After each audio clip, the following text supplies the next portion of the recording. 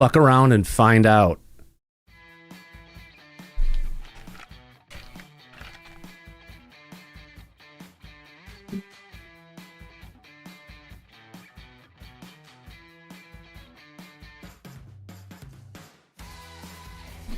Good morning, good evening, or good afternoon, depending on where and when you're watching this broadcast. I'm Thomas Fessler, my friends, and this is Disclosure Tonight. Happy Monday, October 13th, 2025. 12 weeks left to Christmas, my friends, or maybe less. But the Christmas cheer is already coming, and everyone's already talking about their Santa list they got. Oh, you better believe it. Let's have some fun with it. Let's welcome in our audience. Who do we have out there today? Let's take a look. We got Amiga Rules, Anton Ghost, and April Coleman's here. Good to see you, my dear lady. We got Brennan England and Chromosome Cowboy. Thanks for that super chat, my friend. And good to talk to you on X. Crazy stuff in the UK, my friend. Let's welcome in Craig, Eliza Teal, Fire Norm. Frazzle says the Galactic Family Podcast is here along with Geraldine Durazio, Gray Hair Discoveries, and Jan. Good to see you, my dear lady. Jay Cat's here along with Joey Spades, Kathy, and Kelly Bro with those piercing blue eyes. Good to see you, Kelly. Who else we've got out in the audience? We got Kenny Massey, Kenny Smith, King Bull, Laura Campbell's here along with Megan Betts. Metal Gaming, Mr. Joey B, and Ms. Cussa. Look at that. We've got Necessary Dialogue. And watch out, guys. Our resident Pitbull Niles guy is in the audience. Take a look at his picture. You'll see what I mean. We've got Sam and Scooby Dooby Gooby and Shelly Montgomery, Truck and Pawpaws here, along with Twin Case Land Cruiser. Two midgets on our horse coming to us from northern Idaho. Wendy, Joe, William Underwood, and Yellow Tommy Tanker. Also known as Andy, but I got through it quick enough to jump into the studio. Where does I go? Oh, yeah. Mike. How you doing, my friend? I'm doing well. I think we're going to have a very interesting Monday night show. It's been a pretty busy weekend this weekend. We have a lot to talk about. Oh, I know. And our audience is like, what's been happening behind the scenes? What kind of extracurricular activities, Mike, have you been involved in behind the scenes? Oh, I've simply been dealing with the trolls that have been going against us and Lou Elizondo for the longest time. Yeah. And bringing the fight to them. Oh, yeah. Talking about bringing the fight to them, you know, we did have I changed out the title card last minute for the show, just during the show. What am I talking about? No, let's get into that one. Yes, Enemies of Disclosure. We got a short little 23-second video clip we can go ahead and play here, Mike. Shall we do it? Oh, we do. Yes, please do. From a fan out there. So let's get into this. All right, folks. Here we go.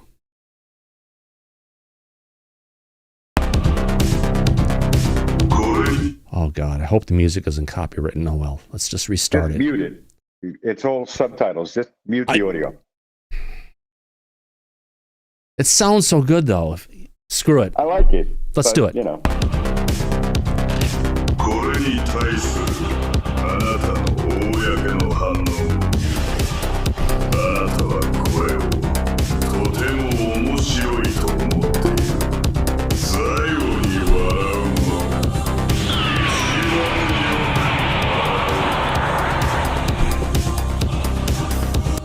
I can't wait for the full video, Mike. I know. That was an amazing work that they did putting that out there. Wait, how did Jay get pinned? There we go.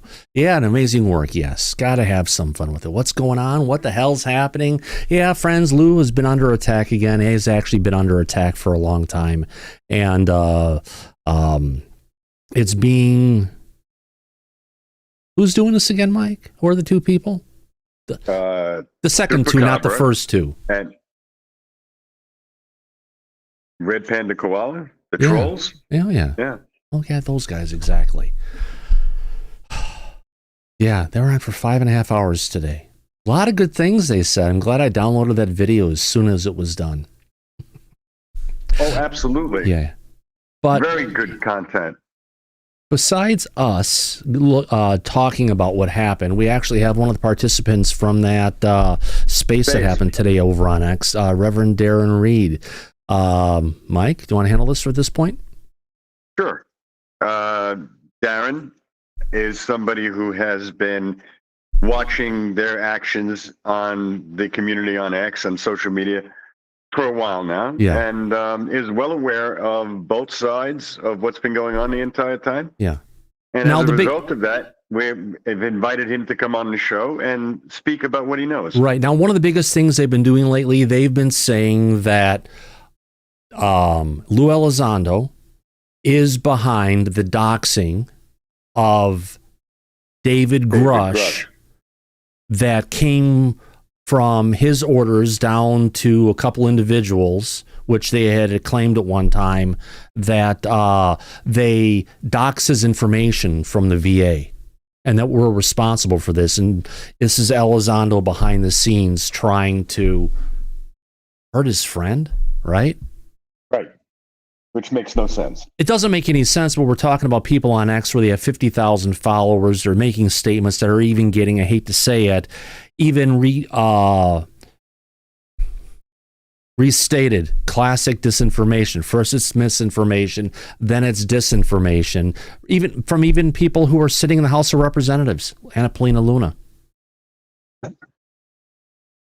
Which I really didn't think would be the case. Elected officials in Washington, D.C. should vet whatever information they talk about publicly, but she obviously failed to do that. It's like she has staffers who are following the trolls on the internet and giving her faulty information. And here's the thing, too. Even Representative Eric Burleson went in their space on X for like 3 hours talking about stuff. And doesn't Grush work with Burleson?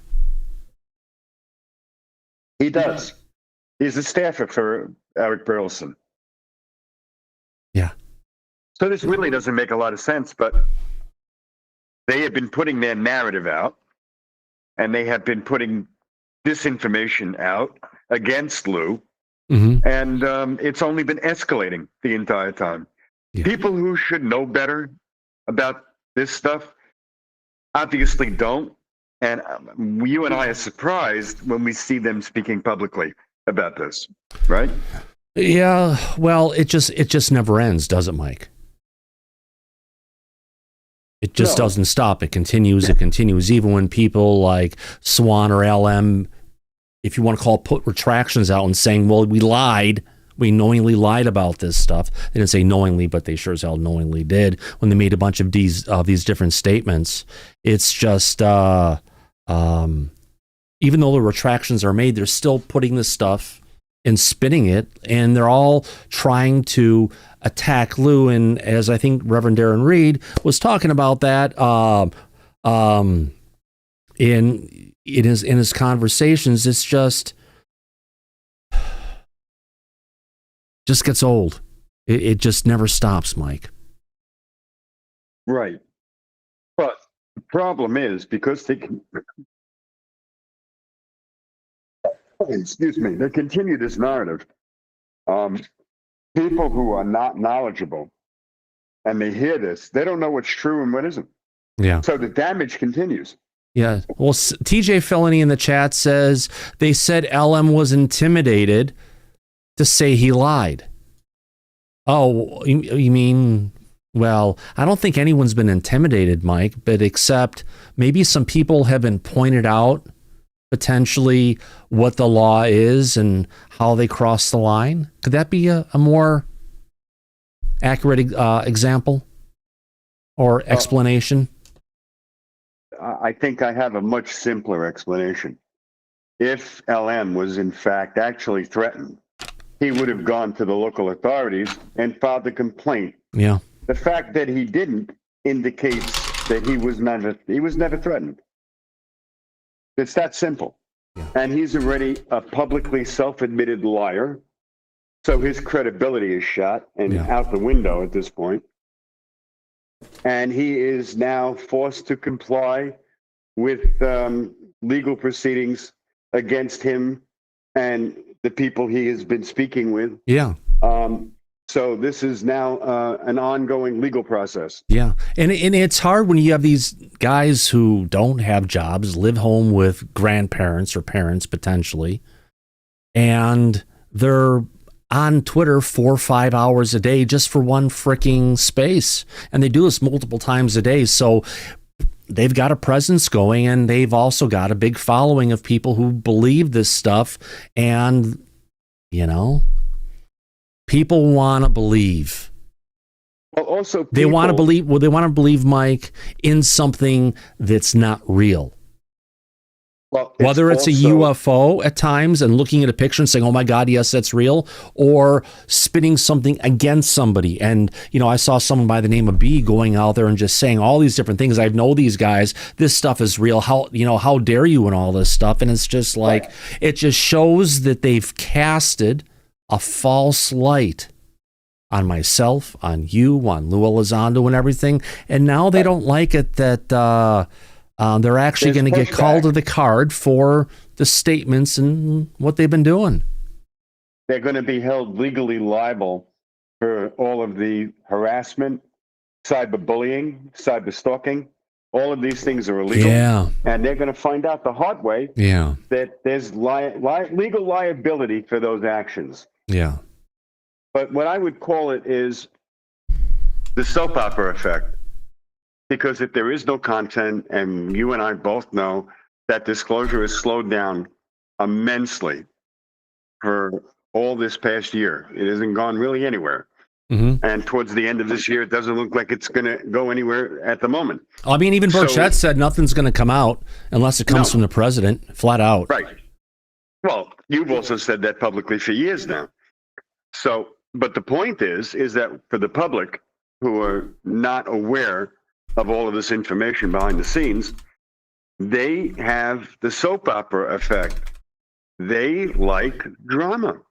The Jerry Springer episode that had nothing but drama in it was a very popular show.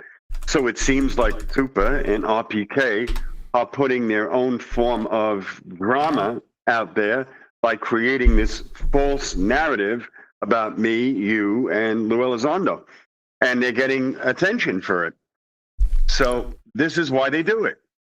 This is all they have. They don't have anything creative or anything moving the needle for disclosure forward.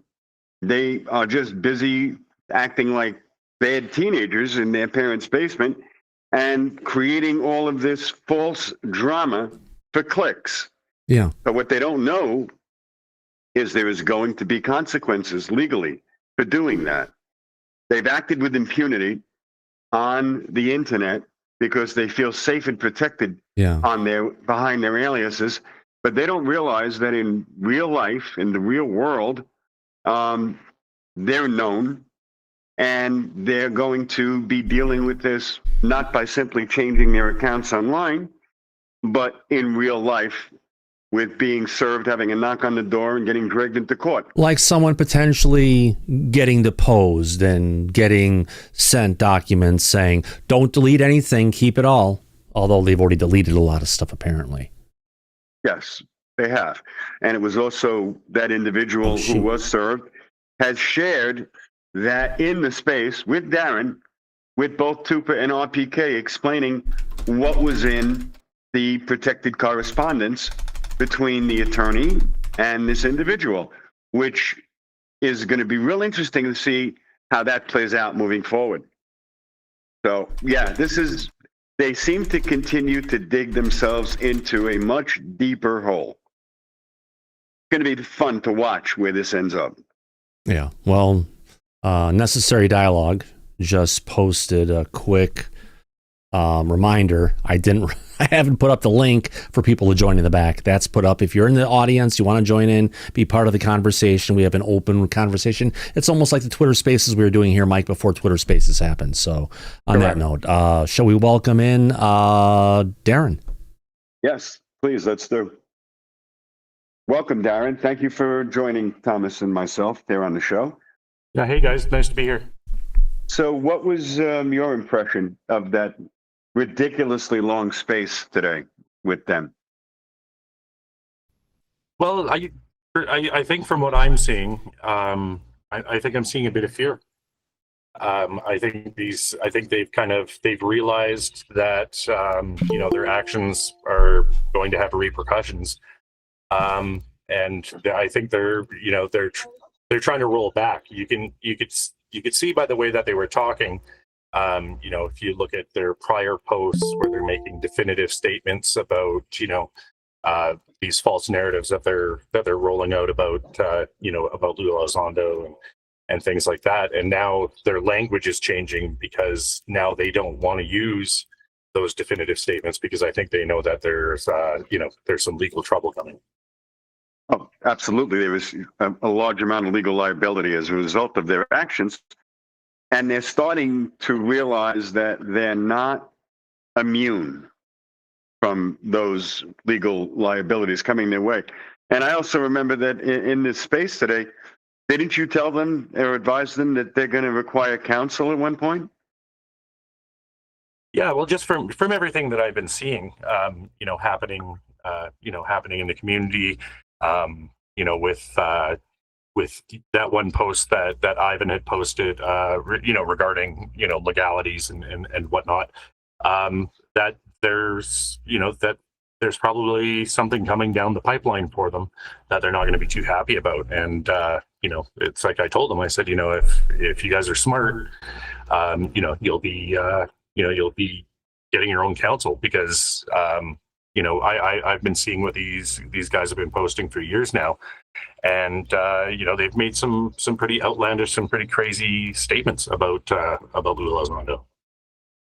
Well, it absolutely falls into the category, or at least the lawyer, the attorney representing this, feels very strongly that this is a case of defamation, libel, slander, harassment, cyber stalking, cyber bullying, which are crimes that are illegal. And they have been doing it with impunity for a long time now because nobody managed to push back against them in a manner like this that would put them at jeopardy. Yeah. So they've been walking around thinking they could just get away with murder at this point, and they're going to find out the hard way. They're going to get a rude awakening. That's certainly not the case. Yeah. So this is where we're at with this drama, and it's good to have you witnessing this and being right in the thick of this going back and forth, Darren. Yeah, I haven't been afraid to jump into it with these guys. I believe Lou Elizondo he's an honorable man. I believe that he's doing the right thing for the community and disclosure. And to see people so just kind of recklessly putting out these false narratives, whether it's Satanism, whether it's Scientology, whether it's he's leading a hate group. Oh God, yeah. The whole question about do you know any Satanists or different things? What does this have to do with Lou Elizondo? But I can tell you, Lou Elizondo's not liberal. He probably would like this red sweatshirt, if you know what I mean. And he's just a good guy. You know how they're trying to tie him back to devil worshipers. Devil worshiping. Yeah. Yeah. Well, what does it have to do with disclosure? They have an audience, right? And their audience that they're pandering to is it's this kind of ultra right wing, very religious, very conservative type of audience. Oh, that's right. Lee was even asking you if you believe in the Savior Jesus Christ. Yeah, exactly. I am I'm a reverend. I have been I have training as a reverend, education as a reverend. Yeah. In the Unitarian and the United Church. Right. And so I have kind of strayed away from my very kind of like Christian religious beliefs just because, partially because of the phenomenon and just how it's kind of opened my eyes to other beliefs and other things. But I mean, what they're doing is they're trying to sully a reputation by asking these questions. Are you involved with Satanism? Or are you involved with Satanists? Are you Christian? Do you believe this? Because what that does is that's their way to kind of propagandize to their followers, right? It's very much a very cult-like kind of mentality. Yeah. Well, Tupa, when you were having this conversation, he took it a step further. He also said that he knows for a fact that Lou Elizondo is friends with Satanists, which makes Lou Elizondo a Satanist, which is automatically, by making a statement like that, which is, by the way, legally, it would be defamation.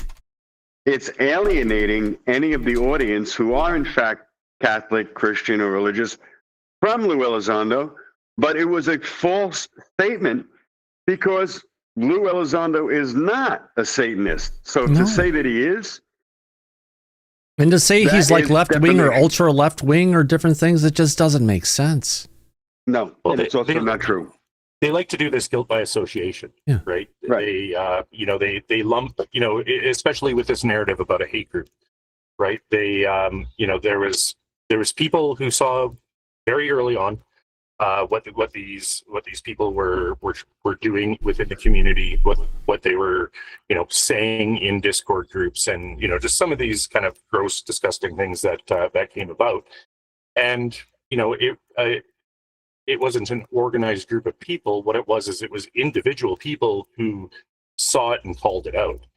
And because, myself and other people had seen what was going on, seen what was being said, and shed light on it, it was guilt by association. We were all lumped into a group that was, out to get somebody because we were, and the narrative that Lou Elizondo runs the hate group, because there had to be a boogeyman. There had to be this boogeyman to make, their dear leader, be more important, I guess, in The original followers' eyes. If I could ask just, Reverend, the original concept of the hate group came from there were a bunch of people who were attacking Lou vehemently on YouTube, on X/Twitter back in the day. And there were some people who stood up against those initial trolls that were there. And the people who stood up against those trolls were called out as a hate group against the other people. And that's kind of where this whole Lou Elizondo hate group, or whatever you want, whatever they fucking call this thing, kind of came from, because these were people who were standing up to speak out for Lou, who couldn't or wouldn't go ahead and stop the attacks on him. We inserted ourselves in between it, and we addressed it directly in ways that Lou Elizondo couldn't, verbally, and having shows about it, spreading the word about it, and more importantly, just standing up for what was wrong. And sometimes, yes, those people were acting like they were good, and they had duped Lou to go ahead and have him come on the show. But as soon as I heard about that, I made some phone calls, and I've shut down many interviews with the trolls who were going to get Lou Elizondo on their show, because Lou didn't understand who these people were. So sometimes you have to guide someone who you look up to, and someone who's trying to change disclosure for us. More importantly, just think about the disclosure where we're at now compared to where we were before 2017. We've gone forward a lot. We've came back a lot. But, Darren, I'll let you, sorry for my little interruption here, but we're on the same page completely here. Well, yeah, you absolutely want to, it's like it's what I believe. Like I want to protect this community from the shysters and, these people who are pushing false narratives and things like that. I've been in this, in the UFO community for about 30 years. I've seen how, this can eat people alive. And, I fully believe in it and understand why you would want to protect somebody who's trying to do good for this community and who's trying to, forward, put the ball down the field in regards to disclosure. And, but there's a lot of nefarious people out there who, for clicks and likes and whatnot will, try to take advantage of that and try to use that to their advantage by, selling the name of a good man and a veteran. Yeah. And if they want to go ahead and throw someone under the bus, make it feel like they're attacking us, that makes them feel like they're bigger than they actually really are.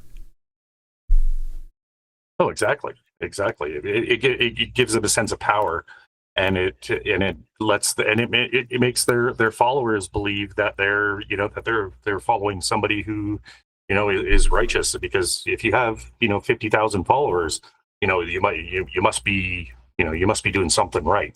Right. And I just want to protect the community from people like that who are going to take advantage. God, imagine what would happen if someone who had 50, 60,000 followers had their account taken away. That'd be a hit. To them, I mean, not a hit, Well, but yeah, you know what I mean.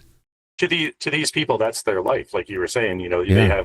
they have these, they have 24 hours a day to be, in spaces, posting and doing all of this kind of stuff. They've used this false narrative and this, Got a bunch this of false people. story to monetize their lives. And, it would be, it's a shame that they've done it that way, but I mean, it's a reality that Yeah. can come to an end eventually. So El Guapo Gandalf says this B character, actually she put out a freaking nasty gram about me and Lou earlier today too, has been slandering me as well, claiming, quote, I hacked her mom's laptop and used my work resources to gain knowledge on people, end quote. Absolute insanity and libel against you. Yeah, there's a lot of people who are part of this working in a coordinated manner. I'll use the same language they did, across state lines, operating, Mike, I couldn't call it in a conspiratorial manner, right? It is. It's a serial criminal campaign with these people that are cyberbullying, harassing, and slandering Yeah. with defamation. All of the individuals that don't agree with them. Yeah. So TJ it's Felony, targeted. another person. These guys spent hours talking about me, and I never have broken not even 1,000 followers because he supports Lou. Right. And he also supports freedom of speech, disclosure, and not their troll narrative. So that's why he was targeted. Yeah. And AJ, yes, we shouldn't be censoring. However, people should talk within the scope of legalities. They think they can be on a mic hidden behind a name. No one's going to know where they live. No one's going to know what state or city that they're in. No, of course that's easy to find out. But they think they can go ahead and do this. And so when the FedEx man comes and you get your letter, it's not a joke. It's not a threat. A threat is something you make, Mike, when you make a statement and you don't do anything. This is just not a threat, Mike. I think it's called a warning or maybe an insight. Kind of like sometimes you'll get something where they'll fire an ordnance over the bow of a ship, letting them know to stop. Right. That's right. But they're not going to take a hint. They're not going to slow down on their own. They're going to continue with the narrative that they have been pushing out there. Now, they keep changing their accounts when they get deplatformed, when there's enough complaints that go against YouTube and X, and then they just come up with a new account and start over again. But yeah, I know, but going from 50,000 down to zero, it's going to take some time to rebuild it again. People will follow, they'll find you and everything, but it's that deplatform. But then again, if someone gets deplatformed over Twitter, according to their terms of service, once your account is deleted, if you go ahead and create another account, you're not supposed to be able to do that. They should be prevented from doing that, but they don't. Yeah. And they have no regard. Nope, he For didn't that. quit. So they, Thomas, can I offer Oh some my expert son of a commentary? bitch! It's Lou Elizondo. Holy shit, Lou! What? How are you, good sir? Honor and privilege. Always good to see you folks. Yes, absolutely. Thank you for saying hi. We love you, my friend. We're here for you. Absolutely. Always appreciate what you guys do. Look, a lot of things are happening right now. I know people are used to hearing that. Oh, things are happening behind the scenes, but they really are. And I can't thank you enough for everything you guys are doing. You're right. I think the veil of a lot of this nonsense and crap that we're seeing online, I think a lot of that's going to be exposed here very soon. I think a lot of people are wise to what's actually going on. But with that said, this is not about me. I appreciate you making it about me, but it's really not. It's about all of us. Yeah. And it's about what's going on and what's happening in Washington, D.C. By the way, let me just tell you, there's a hell of a lot going on right now in Washington, D.C. So, I imagine your feeds are going to be right now full of hate right now because I'm on here. No, My hell no. serious apologies. That's not my intent. But for all your loyal supporters, a big thank you to all of you. And also, by the way, you're making a huge difference. There are things happening behind the scenes. that are absolutely 100% making a difference. Thank God. I know in this information vacuum, people get frustrated. There's a lot of anxiety. People say, what's actually happening? Are we losing disclosure? Not at all. There is more conversation happening now than ever before. And by the way, there's a lot going to happen now as we continue to see the momentum building and building and building. There's an old saying, when they're shooting at you the most, you're on target, right? So Exactly, my friend. Shot at a lot right now. That's okay. Let them take their shots. It bounces right off. It's okay. They're going to do what they're going to do. We're going to do what we're going to do. And I'm telling you, there's a lot happening. And I know every year I say, I'm really excited and things are happening. Things are really, really happening. Like we are, for the first time in a very, very long time, we have people in this government, and again, politics aside, we have people in this government right now that are extremely engaged and hyper-focused. Thank God. That's not for me to say. The details will come out. I promise you they're going to come out. It's impossible to hold them back, but it's coming. And so a huge thank you to you. A huge thanks to every single one of you that are out there. I see all the stuff floating right now on social media.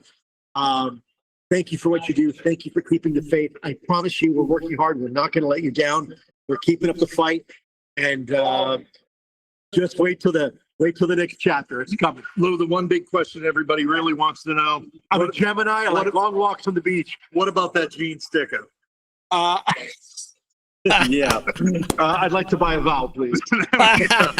There we go. We apologize for the noise. But Oh, we no, saw no, the no, no, subject no. matter for tonight, and I said, well, maybe we can maybe they'll let us pop in Gentlemen, for a moment. thank you, and a bigger thank you to your huge audience. Thank you, folks. You have no idea you're making a difference. I get all the time text messages, emails from members of Congress, members of the administration. They are actually paying attention to you, these type of programs they're listening to.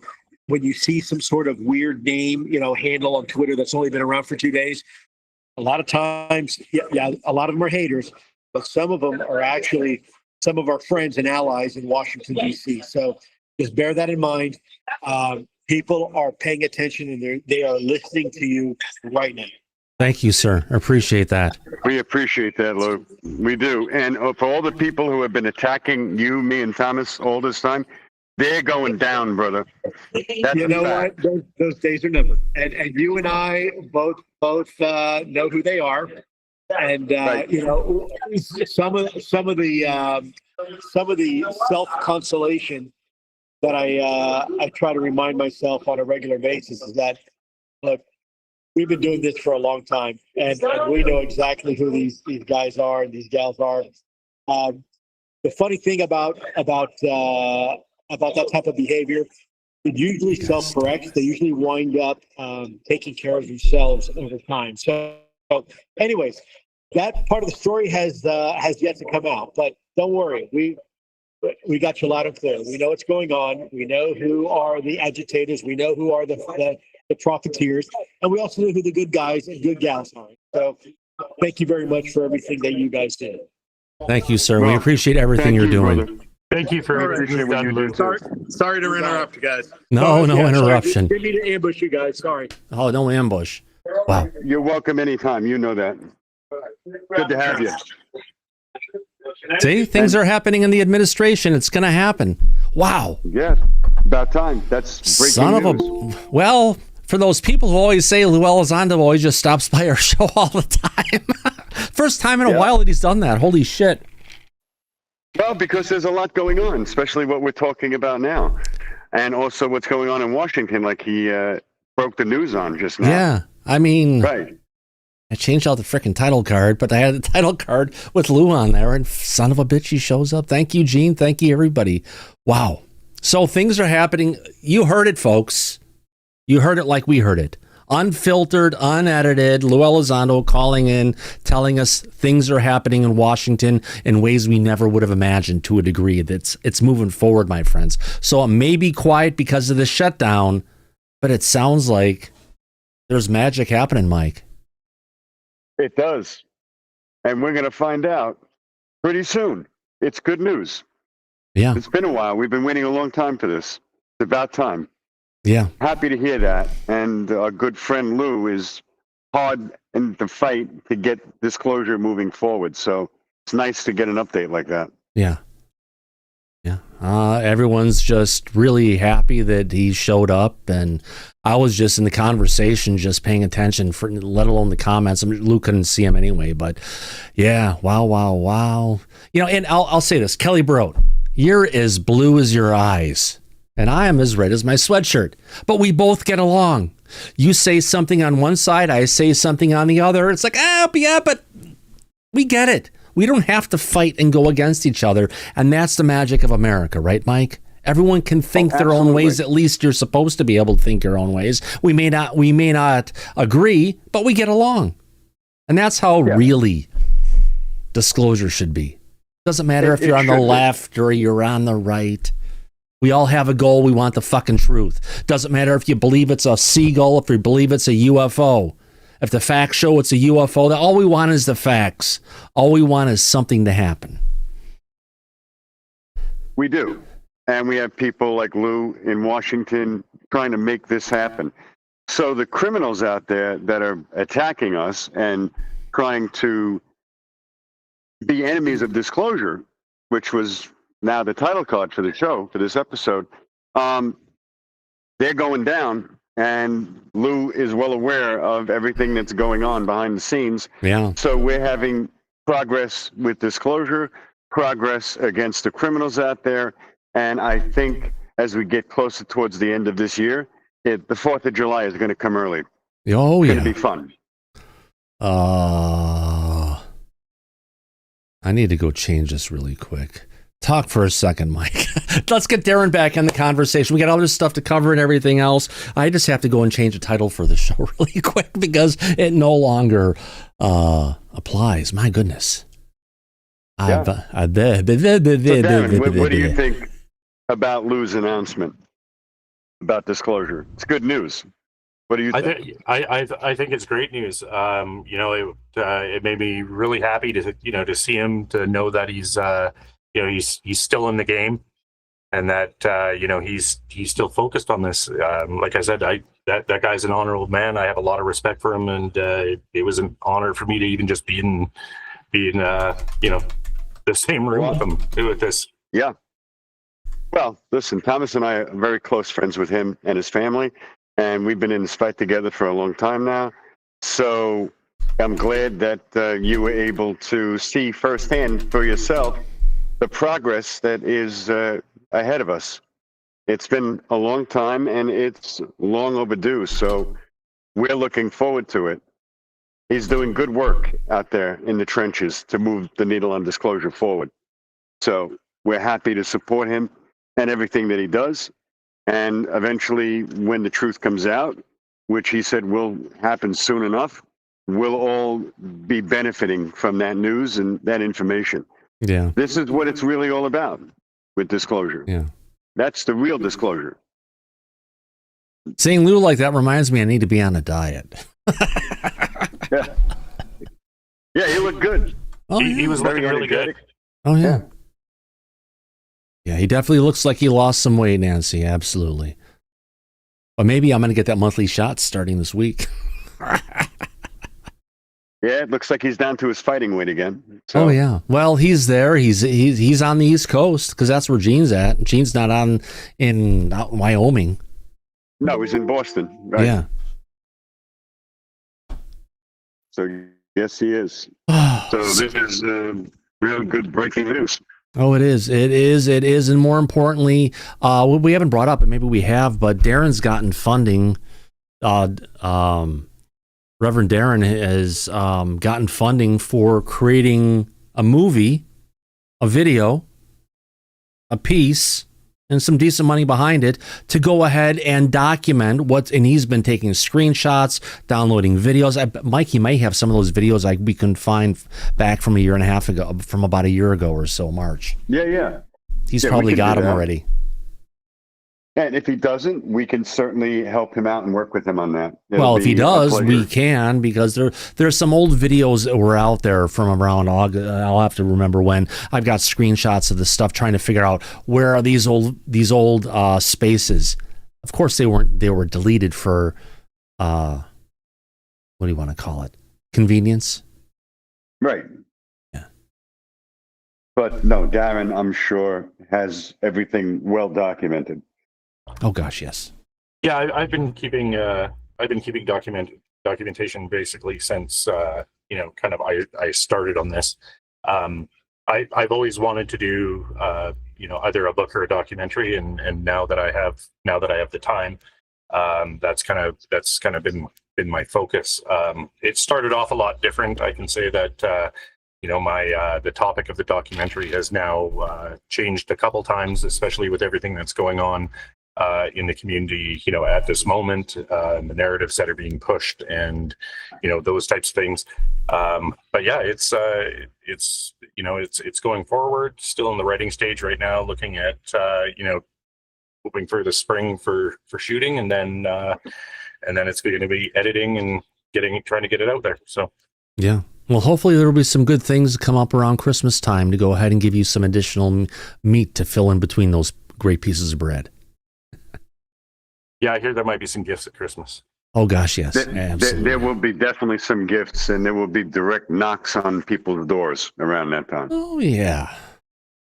So we'll keep you posted, and we'll work yeah. together on this. This will be fun, Darren. Trust me. I guess some chestnuts will be roasted over the fire. Hey, Yeah. Oh, exactly. They're going to be roasting. So just to recap, leaving where we started talking with, we got a little distracted coming into it. The conversation you were in today was really interesting, Darren. You were there for a long time. You were a trooper.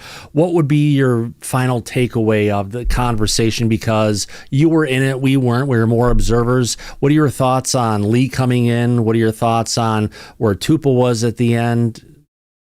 Where do you think it's going to go next? Well, I think it's been a progression of dismantling this narrative, and it's kind of been slowly happening over the last couple months. With the LM recanting everything that all the lies that he had been pushing with about Lou, and these kind of things. That's one of the main things that have come out of this is that now I think everybody's starting to see this narrative falling apart, and seeing these people for who they are, and what they're trying to do, and how they're trying to profit off of what they're doing, and that's what I've been kind of striving to do, to shine a light on these people, and what their tactics are, and how they're using these tactics. I have a little bit of a background in psychology and anthropology, and I've studied very much on like cult leaders, and the tactics cult leaders use to build audience, to build followers, and that's what I started seeing, and that's why I really kind of got into it, because I wanted, like I said, to try to keep this community safe. And it also comes down to how the Twitter algorithm works, where if you keep on tweeting about something multiple times a day, every day, you go over a certain period of time, a certain amount, it takes your account and puts you into the spot of a subject matter expert, and then starts spreading that information across a much larger audience, which again helps grow their presence, because as much time as they keep on putting into the platform, it's like oh gosh. The more you put into it, the more tickets it kicks out.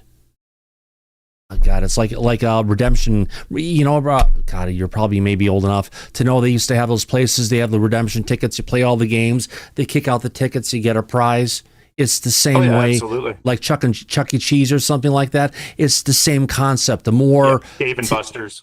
Yeah, Dave and Buster's, the more things you put into the machines on a regular basis, and it's your time, the more it's going to pop the tickets out, the more you get the ability to get the super prize, like Jay Anderson, Project Unity.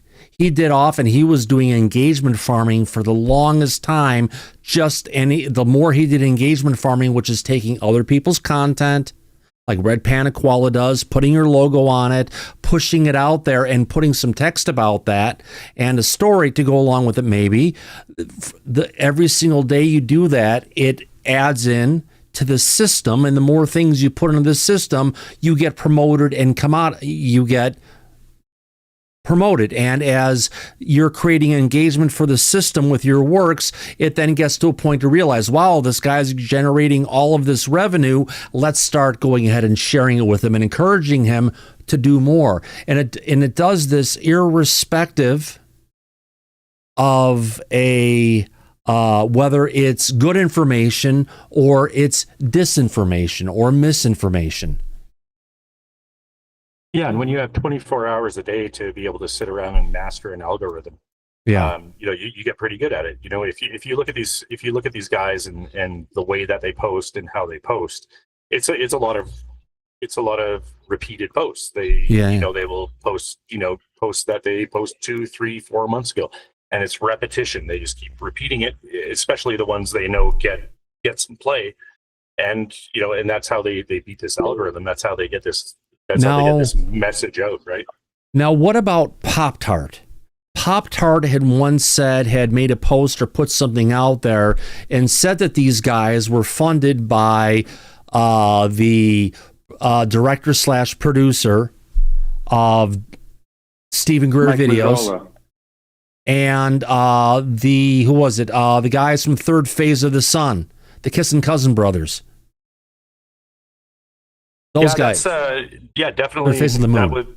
That was put out into the ether, and that's something that I'm really diving into at the moment for especially for the documentary. Now, years ago, there was rumors going around that Greer was actually funded by Russian oligarchs or something. His money was coming from Russia, or he had a line of funding coming from Russia. I'm taking this back to 2021, but it seems that one comes up a bunch of times. Nick, we'll get to you, my friend. Yeah, there's been a lot of hearsay about where funding is coming from for Greer and things like that, and how that gets funneled through to influencers in the community, and that's definitely something, like I said, that I'm really looking into. But as far as Little Pop-Tart, he had some interesting things to say, but due to his reputation and his some of the beliefs and things that he's put out on Twitter, I take it with a grain of salt. But realistically, and I won't give away any other sources, but he's not the only person that I've heard it from. I've had other people who have contacted me in regards to it, and they are people who would not have had any other interaction with Pop-Tart. So it's coming from multiple sources. Oh wow! And to me, that sparked my kind of curiosity and sparked my my willingness to actually look into it, because if it was coming from just a Little Pop-Tart, it would probably be something that I would brush off, but it's not just him that it's come from. And so I think it's definitely something that's worth looking into. I've heard stories from other people about these types of things. It's kind of been in the lore for the last 5 or 10 years, but when I have people coming into my DMs telling me pretty much the same story, it's definitely something I'm going to look into. So you're hearing from multiple sources that don't have relations to each other, and they're all kind of giving you the same info, which of course that raises your interest in this and say there's got to be something here. Yeah, exactly. If people who are unconnected are telling me the same thing, and the 2 other people I've talked to about it passed this information on to me well before Pop-Tart put this out into the ether on Twitter. So it wasn't something that was being talked about, and it was in regards to funding coming from and through through Greer and the Cousin brothers, and making its way into a certain group of people. And like I said, it came from 2 other sources, and then it came from Pop-Tart. And so to me it was just something that I was I believed really should be looked into. Sorry, I'm just answering some people's questions in the audience. I want to know where you're at if you have a channel. But you're on X pretty much exclusively. You're Reverend Darren, right? Yeah, that's right. And I do have a YouTube channel, but to tell you the truth, I haven't really posted anything on it. I've got a couple videos that I posted on it, but with my documentary in the works, that's something definitely I'm going to be utilizing to discuss topics that will be in the documentary and in the community. The working name right now for the documentary is hashtag UFO, and that's that's what I'll be publishing things on YouTube under as well. So cool. We look forward to it, my friend.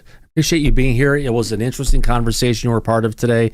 It was great that, it's kind of like you have a presidential speech and people get up there talking for a couple hours, and it's nice to have that, be able to come back and talk about it after all this stuff happened and try and get an understanding of it.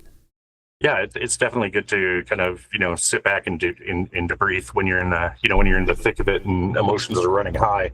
It's it's a totally different thing. But when you can sit back and analyze, and take a look at what was said and who said what and things like that, a good friend of mine, Klaus, once said, patterns tell stories. Oh God, yeah, they do. Klaus was a great guy, and they were still attacking him and his wife today and everything, and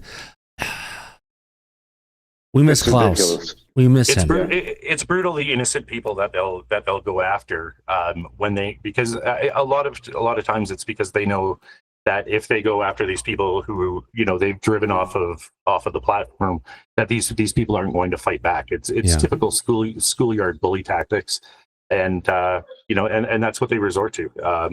People like me who confront them head on and shine that light. They. I think they worry about a little, but they'll talk about other people. They'll talk about Klaus. They'll talk about his wife. They'll talk about a lot of other people in regards to this, when these people had nothing to do or very little in any that that was going against them, right? So it's bullying is what which it is. is a crime, by the way. And for anybody that is not familiar with it, if you have been a victim of cyberbullying, harassment, defamation by Chupacabra, the state of Washington has very serious laws against cyberbullying. And even if you're not a resident of the state, you can file a complaint and they will take action. You will be heard. You will be responded and get satisfaction for being attacked or defamed for no reason. So this is far from over with, and all of the people who have been hurt by this already, they're going to have their time, they're going to have their say, and there's going to be justice. Hey, Mike, breaking news. I hate to have this up really quick. ICE facility in Portland has been taken over by a gaggle of green and pink frogs, as well as a unicorn. Look at that. Oh my gosh, yeah, we got our eyes on what's going on in Portland as well. That is a shit show, to say the absolute least. Not Vancouver, Washington, my friend, but yes, Portland. I have no idea how my screen changed, but you know what? Great conversation so far, my friend. Oh, absolutely. It's why we're here. It's why we do this. Oh gosh, yes. Mm-hmm. Where are we at? Hey, Dad, are we there yet? Not yet. Shut up and use your iPad. I'll tell you when we're there. Exactly. Oh, what are we talking about today? Well, Elizondo's did stop in. We got that. Our other text was Lou Trolls put on notice. We got that taken care of. I guess we haven't talked about it yet, Mike. There is a Age of Disclosure release that's been leaked out. It sounds like it's not going to be getting that theatrical movie release that Dan Farah had hoped for, but at least we're going to get it, and I think it's going to be coming from Amazon Prime in the month of December. Oh, that'll be good. Amazon has a large subscription base, big audience. Well, we don't know if it's going to be on Amazon that you have to pay for it, or if it's going to be an Amazon Prime for everybody. Now, I was on Amazon Prime the other day, and I was going through all the videos that were there, and I did see a recent video from, Dr. Stephen Greer, which I immediately skipped forward and said, no, I'm not going to watch that. But his hand has been going up all this time, and I've been kind of ignoring it because we've had a bunch of important things calling with Nick. What's up, my friend? How's Auburn? Yes, I'm excited, Thomas. Like, Trump might be the disclosure president. Trump might be the disclosure president. That would be huge if that randomly happened. Would you say so, Thomas? Well, you heard Lou. What do you think, Nick? It could happen. It couldn't happen. It's 50-50, basically. It could, it couldn't. Have any quarter? No, that's all at work. I don't carry cash or change. Do I have any here? I got a penny. Okay. Heads or tails? Nick, heads or tails? Nick? Mike, heads or tails? Heads. It landed in a slot on the keyboard. And it's Perfect. heads. There we go. There you go. Heads. Well, we're going to find out soon enough. Yeah. And that'll be fine. So it's about time. Oh, Laura has a hand up. Go ahead, Laura. Yeah, I'm glad to hear Age of Disclosure's going to be out. It's probably going to be something that we can all talk about either around Christmas time or Thanksgiving table. But this is something, if you guys in the group remember, I had somebody RV it, and that's what we got. Remember? I can go back in my notes and share it, but yeah, Amazon came up. Nice. That worked out well. Yeah. It always I works. remember that. I remember that. Thank you, Tia. You're Thank you. welcome. Tia, we love you. Mike, run her for a second. We'll be right Love back. you, Tia. Love you too. Yeah, we live for absolutely. confirmation. And that was a long time ago. Right. It was. So your group was able to pick up on the right information. And it turns out now that we see it's been confirmed. It's corroborated, Yeah. Just which is waiting for good. It's about time because they have been dragging this documentary's release indefinitely, which has been frustrating a lot of people. I could tell you this, though. If we get that release and see this documentary, what I'm not going to be happy about is that they also interviewed David Grush for a long interview. First time he's done one of those since the Ross Coulthard interview before he testified. And they have completely cut it out of the Age of Disclosure because Dan Farrar was approached by members of the government and was asked to cut that out of the documentary, which he did. So we'll see the people who are in there already, but what everybody was waiting to hear from Grush after a long period of time, we're not going to get that. So even when this documentary eventually does come out, I'm still going to be disappointed that we didn't get all of the information that we should have. But Mike, What do that exists, that film exists somewhere. So perhaps it won't be released in that movie, but can come out in another way. Maybe a written form, transcript. Or maybe your group can remote view what the key points of that interview were that they cut out. Ooh, that sounds very appealing. Okay, Yeah, yeah. put that down. Yep, It's a good idea. Yeah, that could be great interesting. idea. Great idea. Mhm. Thank you. No, my pleasure. Because again, I'm very curious to know what was in that interview of his and why they cut it out. Mhm. So the more information that we can get about it, we'll have, I think, a better understanding of what may have been said in that interview on the documentary. It's going to be interesting either way, Laura. But please keep us posted. on this. Let us know what you and the group can find out about it. I will. We appreciate that. Yep. Yeah. So interesting conversation today, Mike. Oh, yeah. Is there anything- And with having our good friend pop in on the show. Oh yeah. That was very nice. Him and Gene.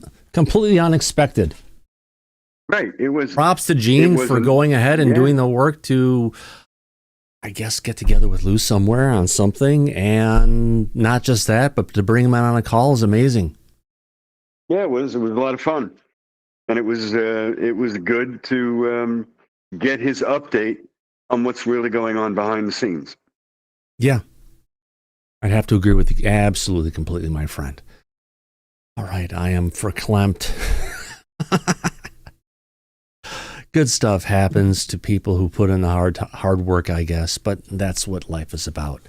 That's what we It have is. to say. Oh, you're absolutely right about that. So disclosure is moving forward. Yeah. The trolls will be coming to an end. So it's not going to at be, one point. so people were saying, like, I don't know, remember who, Mike. Someone was really disappointed in Trump and saying that disclosure's not going to happen. He's had all this time, nothing's going on. But Yeah, that would be me. Right. I'm Thomas. You don't need to be doubting Thomas. I think something's going to happen. Maybe. It sounds positive. Listen, I hope you're right. I really do. I would love to see that. But I have my doubts for the reasons that I've mentioned before. And until I'm proven otherwise, it's going to remain that way. We'll have to wait and see what happens. Yeah. But I hope it does. I hope you're right. Listen, this is something I would absolutely want to be wrong on. So if you're right, I would love to see that. And I hope it goes that way. And I really want do. to I want to thank TJ Felony for stopping by today. I tried to introduce you to him on X, and I think he is, and he stopped by on tonight's show. We've had a lot of people stopping by tonight's show, Mike. We haven't seen King Milkfart in a long time. I know. Had We've some also other had ones. a lot of people reaching out to us on social media, on DMs, text messaging. So a large group of people are supporting what we're doing and are behind us in this Yeah. effort to eventually make sure that these trolls go away and won't So, bother people anymore. Behind the scenes, we haven't brought the drama to YouTube because a lot of times we don't want to give these trolls oxygen. But the problem is, the more they talk, the bigger their stories get, the more their following happens. Mike, you know what I Right. mean? Yeah, exactly. Which is why Darren goes in these spaces and confronts them. Yeah. He does the right thing. And more people should be pushing back and not just rolling over and letting them get away. And we've been letting with him the get away crime. with it, and it's been getting bigger and bigger. They keep on reposting it, putting this stuff out there. And finally, it got to a point where we couldn't ignore it anymore. Their stories had gotten so big and so anything, it became time to talk with legal friends and say, is Enough this is shit enough. real? Is this shit legal? Darren, you have your hand up? Yeah, I was going to say, I think a lot of people don't say anything just out of fear, right? Right. Out of fear of the bullying and things like that. And I think, especially with what's been going on lately with the, and with the reassurance right now with, Lou coming in the room and acknowledging it, that, I think people will have a lot less fear in coming forward and, telling their stories about, what's been going on and what they've been through. I've been bullied my entire fucking life. Since I've been like 3 or 4 years old, my whole fucking life, I've been bullied by people. And back when I had disclosure, when we started disclosure tonight and things were going on and I saw Lou getting bullied, I wasn't going to let him go through the same shit that I went through as a kid. You know what I mean? Yeah, exactly. You did the right thing. You stepped up. You pushed back. And we still are. And we'll eventually put this to an end once and for all with them. Yeah. So you did That's the what right thing. That's what a And- good human has to do. Right. That's right. So They no, say Sam, evil Lou is wins. not a Satanist. No. With the laughing. They say evil wins when good men stand by and do nothing. Yeah. Right. Which is why you Mocha, have been you want a cookie pushing too? back. You don't deserve it. Mocha was a bad girl today. She got She up was. on the kitchen table and she took the bottle of aluminum, whatever it is, citrate, whatever it was. It's something to bind to when Artie's, who's going through bad kidneys. He's near end of life, unfortunately, and his kidneys are getting down to a small amount of function. They're having a hard time dealing with it. We put it on his food to bind the phosphates from things he eat so it doesn't go through the kidneys and hurt him. Mocha got on the table, a little bottle, little plastic bottle. She got it and she cracked the top off of it, chewed it off, and she ate all of Artie's medicine. Only $50 worth, so like $55 actually, because to replace it, it was $110. So she's here like begging for treats, but bad girl. Oh, sorry, just gotta pull in the dogs. They're here. They're part of the show. Yes, disclosure will require some tan. I did get some color earlier this year with the convertible top down. I even had it down for a bit. Yeah, it sucks, the kidney thing. Dog food, I guess. It doesn't matter. We've watched what he's eaten. It's just age. People get old, right, Mike? My dad had kidney problems when he got old. My mom didn't, but it's a common thing. Yeah, it's part of the cycle, Thomas. Oh, yeah, it is. But you've dealt with this before, so you're familiar with it. Oh, yeah. Buddy 1, Buddy 2, Cupcake. Yeah. Yep. Next, Artie and everything else. And yeah, not looking forward to that one, but eventually it's going to be real. It's going to happen, my friend. All right. So But there's more than enough to keep us busy in the meantime. So, audience, I kind of led on to this before. A lot of the audience hasn't heard this, so I'll jump into this really quick. Starting at the age of 5, from I was going 5 till I was about 8.5, I ran into a cycle of going through probably repeat abductions that happened when I was a little kid. And I have bits and pieces of memories of a round trip, meaning me getting out of the bed, going down to the basement, getting put into that state of mind, getting brought outside to the front yard, looking up, seeing the lights, getting pulled up. I only remember the first part of being pulled up, and then being in the craft, being in some kind of a closeted or some kind of an area where I couldn't move, being brought into another room where I was on a table and I had 3 things around with me, and the pain got so bad I broke out of it. And they put me back into the trance. And they said, it's okay. We haven't left. You'll be home soon. And I went from being on that table to instantly kind of looking down at my house from like 100 feet up on an angle. I can remember seeing it, but it was interesting. It's like I was seeing stuff in IR, meaning everything was black and white. There weren't shadows going out. It was just different, the whole light that I was going through anyway. I went through that a bunch of times in my life, and that's why I'm here. And I had horrible recurring nightmares going for a big part of my life of when I was young, going through this stuff. So what happened? It's part of who I am. And when I saw YouTube, I saw different shows that were going on. I saw this as a way that we could finally get to the truth, to figure out the shit that I went through. And it wasn't until I was in my early to mid 30s that I finally saw all the different flashbacks that I had. And I realized, oh, fuck, it's a round trip. Meaning going from being in the house, out of the house, up to the craft, going up to it. And I have really vivid memories of different segments of it, but they all came back to me at a different time. But the different segments of what went on, each piece that I had was from a different state of different time, that where my mom had her garden, the way the yard was and everything. She moved stuff around, and I was able to track it down to like a 3.5 year period of time that for some reason it stopped. Laura, when I went to Silva Mind Control and learned how to tap into my consciousness. I'm not sure what happened with that. Maybe things have gone on since then, but I think it leveraged something that I had to a point where they didn't need to come anymore. Thank God.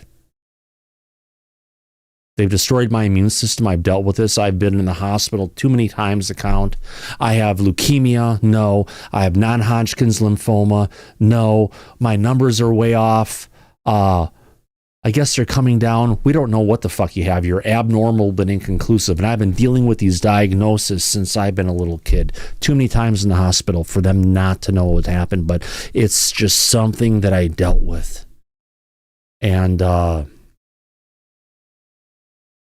I've opened part of it up, and I wish I haven't, because once you open it up and you get the memories back, they don't go away. That emotion doesn't go away. It never fades. Now, one thing I have to say. I can think back to the point where I ran downstairs, I was huffing and puffing, and I went and I looked up, and all of a sudden this white light came in, filled the room like coming down on a column. And even now, when I think about that white light, it didn't hurt my eyes, but the feeling of euphoria that you get that just puts through your body, that's what they do. They put you into a trance-like state where you don't care about anything, and their easy power of suggestion, whatever it is, will just bring you along like a little puppy following a frickin' treat. You don't know any better. You're a kid. You're young, you're 5 years old, 6 years old. For some reason, they do things when kids are young, or who knows what they're trying to do, but it's there. And that's why I'm here on Disclosure tonight. That's why I do this. I could make shit tons of money, a lot more than what I do on Disclosure tonight, ever. Doing mobile development, period. Android, iOS, cross-platform, platform systems, API-oriented. I've got the experience, but the thing is, I'm here not just for me. I'm here for each and every one of you that watch this show that want to be a part of this, because we're all a part of this. And God fucking damn it, we deserve the truth. I'm tired of the cover up. I'm tired of the lies. They've known what's going on. We're a victim of it. Every single experiencer out there is a victim of this shit, and there's nothing that we get except trauma and people doubting us. So that's why we have Disclosure tonight. That's why we're here. The nights we are, tonight we didn't have stuff going on. It's like, okay, what are we going to call us? Put Lou Elizondo on the title card, and fucking A, he showed up, Mike. I get ideas. They flow in, and I've learned. This is not just from me. It's been something I'm connected with. It tells me what I need to do next. And if I don't follow up, Mike, I'm wrong. And I've learned, follow your instinct, because every single time it always gives me the right direction. And I've learned if I second guess it, I'll pay the price. And that's why I'm going to go back. Give me a second here. I need to change this to the original title card from tonight's show. And my God, Mike, this was a UFO news update from Lou Elizondo. I think he had the same fucking hat on too. Pretty close to it. Yeah. How It's about that? synchronicity. It's more than that. It's more than just fucking synchronicity. Well, Kyle Reinhardt, thank you very much. Glad to hear you're all in. Thanks to everybody. I appreciate the audience. Yes, Lou is far better than the other one. Yes, I think we came to advance the planet. Well, there's something big coming our way. Something huge. And it's going to require the non-human intelligence and humanity to work together, whether we like it or not, if we want to survive. That's what's coming our way, and it'll be in my lifetime. It'll be in all of our lifetime who's on this show. And more importantly, Anything with a non-human intelligence cannot become another fucking religion. We already have enough. It's already screwed with humanity enough. We don't need another one. Right, Mike? Oh no, the ones we have are more than enough. Thank you, Bob. Appreciate this super chat. Sam, thank you, sir. All the way from Australia. How about that? Yeah, so people, I drop little things here and there. I don't talk about this that much, Mike, but if someone wants to bring it up and wants me to get into it, I'll open Pandora's box for a bit. Listen, I understand, my friend. Yeah. It's the right approach to Yeah. dealing with everything that's going on. Oh, gosh, yeah. And my immune system has been fucked every day since. Let's say that. At least my MD, my pediatrician back in the day, I think it was like 5 or 6, and he pulled out my hands. He looked at my hands, and he was like, "Oh, wow. You've got a big autoimmune condition coming on. Where did that come from?" Gee, I wonder where. You can see it on the fingernails, apparently. Still have the same marks. You got to enjoy it. Mike, I guess it's 7:24. Is there anything else we need to cover tonight? No, I think we really have had one hell of a conversation But tonight. Michael does have his hand up. Michael, what say you? On Saturday, the show that I missed, you were going to talk about Canadian UFOs. Oh, was I? Yes. You want to give us a presentation on it? Well, I can go through the sightings that have happened. For example, let's see, what do we got here? I know we got we got videos or pictures or stuff to go up with, because if we can, let's hold this till Friday and we'll do a deep dive on it. If you want to do that, yeah, I can find pictures. Let's do it. You look Yes, at please. videos and whatnot, and we'll talk about Garner, Newfoundland, involving an American plane. Yeah. Clam Lake, the Falcon Lake incident, Shag Harbor, Prince George, British Columbia. There was a sighting in '69. Interesting. Langburg, Saskatchewan. We got southern Manitoba UFO flap. Well, you got 1975 in Nova Scotia, or I think it's Nova Scotia. Not is it Nova Scotia or Prince Edward Island? Either way, on the very east coast of Canada, we've got to get the story in there as well about the raccoon whisperer, who was an RCMP at the time, and he had a 2.5-hour encounter with a UFO hovering over the water. Yeah, I was actually looking him up. I found his channel, but he doesn't have an email, so I'll have to search a little deeper and see. I found his phone number in the past. I will find it again. Yeah, yeah, you invite him. Well, between Mike and me, let's find this guy, because he's getting old. He's got cancer, and truthfully, the cancer he has could have been caused by his exposure to this non-human craft. Very, very, very possible, and that's physical evidence. James Blackwood is an unbelievable resource. Let's cover it, though. Let's call Saturday UFO Canada Day. Oh, yeah, sure. Okay. Yeah. Sound good to you, Mike? Oh, absolutely. We covered the UK last Saturday, so let's do it this Saturday for Michael. Oh, my God. Let's since you brought it, you said the magic words of UK. Let's see what I've got from X. No. Oh, you better believe it. I know what we're going to cover. Oof. You better not. What? No, it's not her. I'm not bringing up Susan Goff. Don't worry. No. I didn't see what happened. All right. Okay. So we got my Twitter feed up. Let's go ahead and find OBS. OBS, please behave. Let's get to this one. All right. So desktop, Thomas, let's get to it. Okay. So we always talk about UFOs, right, Mike? Yes. And the shape we see of a UFO. And we think that shape, it means something, right? Right. So here is a shape that you're seeing, but as you change your perspective, like going from a 4D projection down to a 3D projection, right? Yeah. It goes from looking at an elephant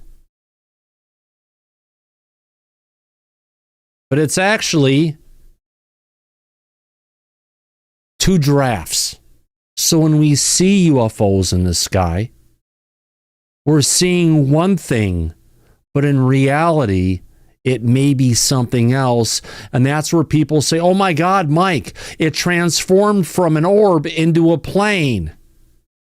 But really, what we're seeing, if it was a UFO, is the change of perspective based on the angle if we're seeing an object coming from another dimension. And it's only being projected here in a way that we could see it. Yeah. It's about perception. Yes, 100%. And I've seen a bunch of different videos on little videos, and this is just one of those to go ahead and examine and show. You see one thing, but depends on how you see it, because a lot of these objects that we see, depending on the angle we see it and the direction the object is moving relative to the observer, if it's coming towards you, away from you, across the vision, you will see something different, because that's the way the stuff works. What else do we've got? Okay, we've got that one here. Oh, yeah, that was the narrative war from earlier today. We're talking about this. Oh, yeah, Mikey got a tweet today from Carl Extra. Mike Disclosure didn't get the memo. We've waited years for this. You should concentrate your efforts on real disclosure, not empty threats and intimidating established members of the UFO community. The only reason, Mike, that these schmucks, Tupa and RPK, Sam and what's the other guy's name? Josh Anderson. Sam and Josh, right? Mm-hmm. Is because they have been bringing out empty threats and nothing that is real disclosure. So there's a lot of people who are behind Tupa and the other people, right? Mm-hmm. But they don't know better because we have been casted in such a false light. Thank you, Megan. That it's hard for them to see beyond it. So that's the thing. Besides slander, if you cast someone in a false light, it's a much smaller jump than it is to get the slander. Yeah, defamation, harassment. Yeah, cyberbullying. but false It's a light, whole it bunch gets of there. things. All right, this one was from last night. Look at this yesterday. This was in probably up in either Canada or it's probably up in Alaska. Beautiful aurora borealis. There's a solar storm going on right now, folks. Two midgets on a horse. If it's a clear night, start going out there every night and start snapping pictures. Reach out to me, my friends. You are an unbelievable. All right, so here's the next thing. United Kingdom, got to bring this up. Labour MP, which is like a senator or House of Representatives in the United States, says the national flags are racist. So what they're saying is, if people in United Kingdom, Mike, go ahead and fly the flag of the country, whether it's the old one or the new one, that it's racist to fly your national flag. So the New York MP Rachel Maskell says death threats and violence come from England and UK flags. This is the same wet wipe who is spending thousands in taxpayers' cash to bring down every flag she can climb. You know what, Mike?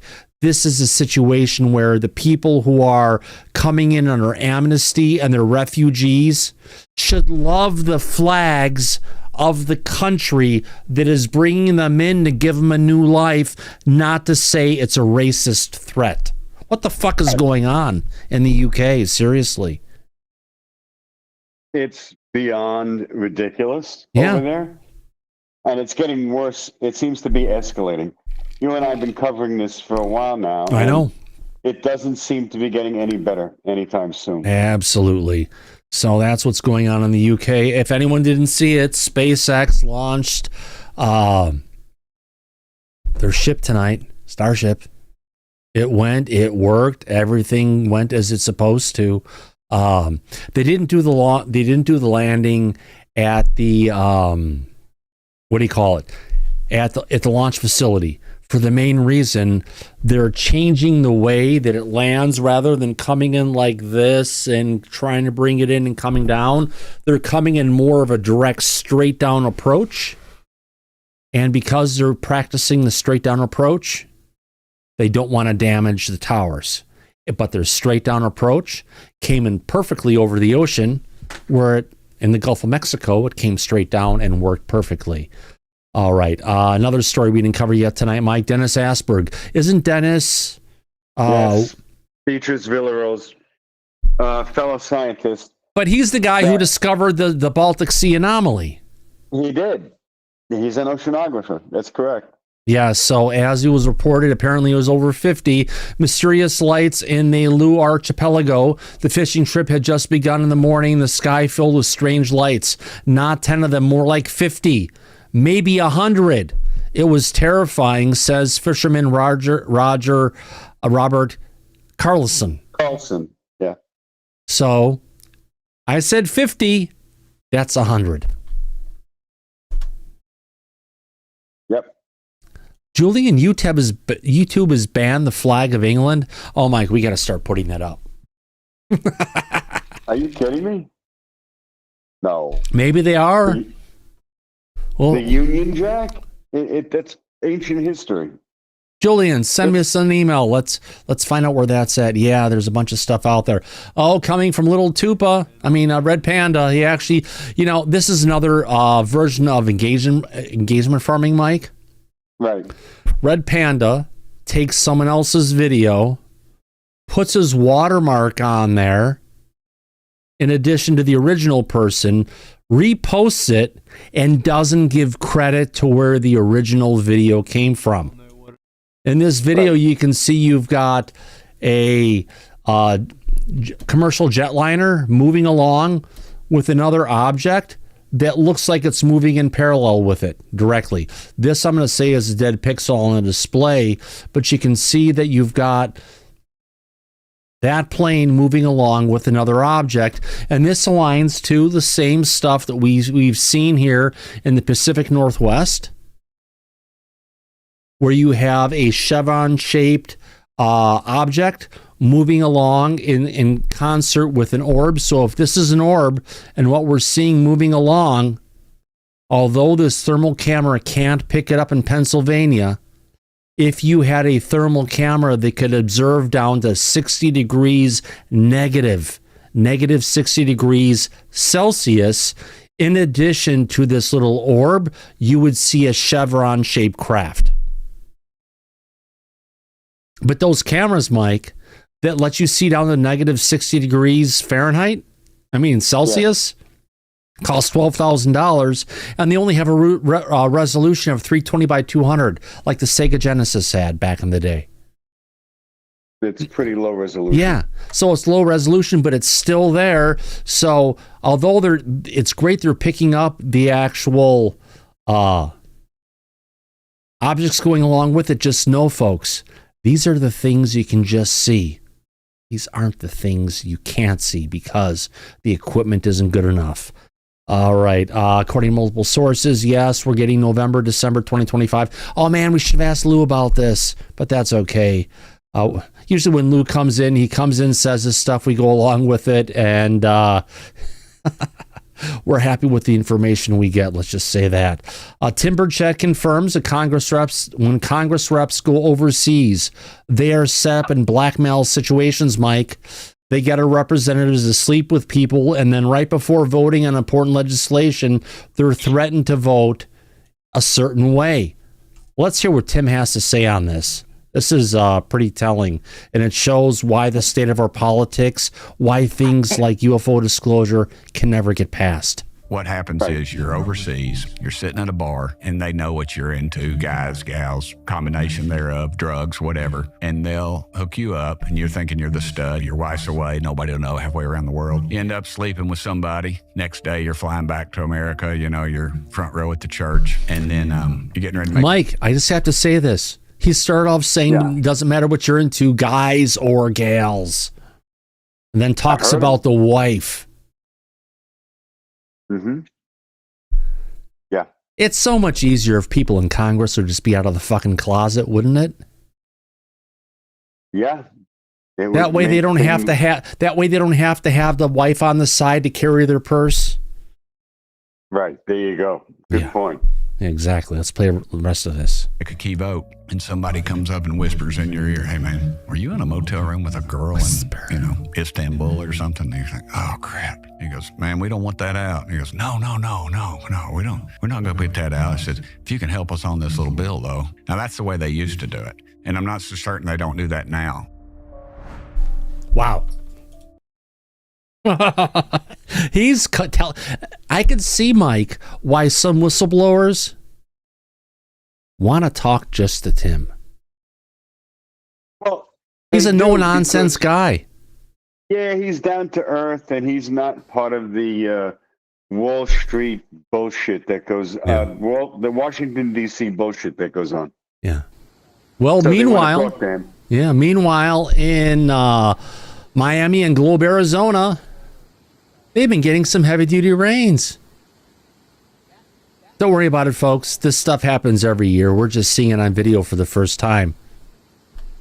Yeah. Great winds. All right. Here's another one. Here's looking in Globe, Arizona right now. Yeah, just some rain coming in, and there you go. The bridge didn't get washed away. Any cars? No cars washed away either way. That's the best thing to see. Where are we at next? Anything else in here? All right. This is interesting, Mike. I want to play this. This is a clip coming to a NBC News is actually giving out the truth, believe it or not. This is a trip from her. NBC News just went down to the border, and the reporter was shocked about how things have changed under Trump. Quote, "The last time I was in Eagle Pass 2 years ago, and I saw more migrants crossing a single point in one day than I had in 9 years of covering immigration. Now it's a total change." Let's play this little clip for our audience. Here we go. Oh, wait, hold on. Audio is down. Trump says he secured the border. Nobody's coming into our country now. We have the border totally stopped. We're here in Texas to see what those changes look like on the ground. We've got the most controlled border we've ever had in the history and in my lifetime in the Border Patrol, and we're going to continue getting there. In Eagle Pass, Texas, during the Biden administration, more than 2,000 migrants crossed into the U.S. in a single day. But now, under President Trump's policies, officers encounter just 20 migrants a day here. So the last time I was in Eagle Pass was 2 years ago, almost to the date. And I saw more migrants crossing at a single point in one day than I had in, at that point, 9 years of covering immigration.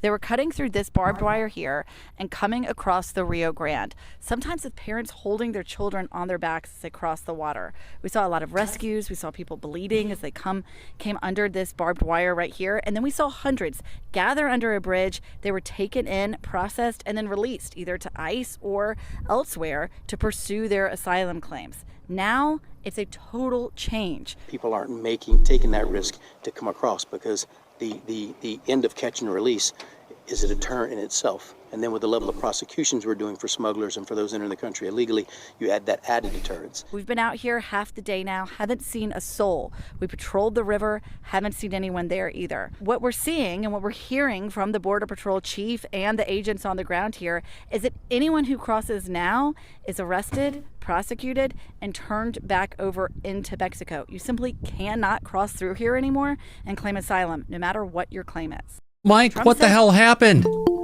NBC News is actually telling the truth. Yeah, it must be some sort of mistake. It's I got to be a wonder how that psyop did going happen. on. I'm telling you. Exactly. Look at that. Yeah. They would never normally cover this. Oh, I know.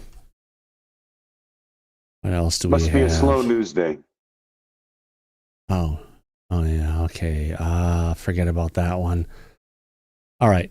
On the streets of Portland today, Oh, this my is a God. person who was just interviewed in Portland. Portland, you know, where they got the ICE facility. They have records amount. They have legalized drugs. Everything is decriminalized, Mike, on the streets of Portland.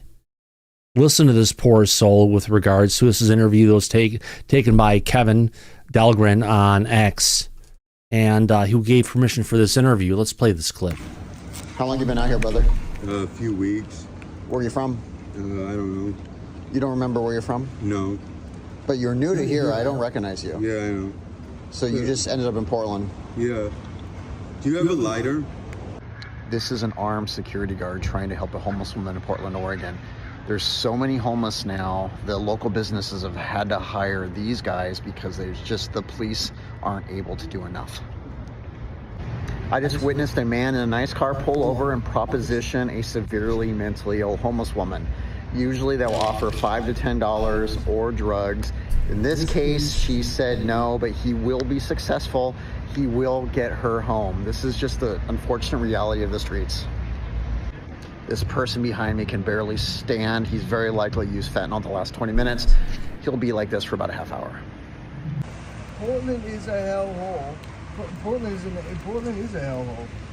And I can only say that, you know, in the better regards. But Mike, Philadelphia is like this. New York in parts is like this. San Francisco is like this. LA is like A this. homeless man under a pedestrian overpass, just hunkering down because of the rain. There was a whole city underneath the bridges in for I-5 in Seattle going south towards Tacoma. And they accidentally lit a fire and lit up the whole thing, and the whole city had to move out of it. But it's just like, yeah, that's the kind of stuff. It's endemic across the United States. And no wonder why we want to shut down the fentanyl coming into our country. Look what it's turned us into. It's horrible. It's a human tragedy. Yeah, I know. At least now we this. can talk about this, and it's something that deserves disclosure tonight. It does. Yeah, it does. It means that people need to be aware of what's going on around them. This is just And not just look the other way. And Mike, this isn't a homeless crisis. This is a drug crisis. Right. You know, what they need to do is have a blockade of people go from, 4 blocks away, whatever it is, and different things, and just come in, get everyone in an area, bring them all, take away all their drugs. If you can get the drugs away from people, yeah, it's going to be a hard time. But then once they lose their ability to have their drugs, they're going to go someplace else, or they'll get over the need to have the drugs on a regular basis. But we've got to do something. Going ahead and being complacent and just giving them places to live while they're still going to do this, it's never going to get us anywhere. But that's the Democrat, I hate to say it, playbook. And if anything, jump in the back, tell me what I'm doing wrong. But this is the liberal forget Democrat. This is the liberal playbook to let people do whatever they want. But this is worse than the hobo crisis we had back during the Great Depression. Right. Oh, and Travis, Mike want to address this really quick. Travis is asking, why are you doxing people on Twitter?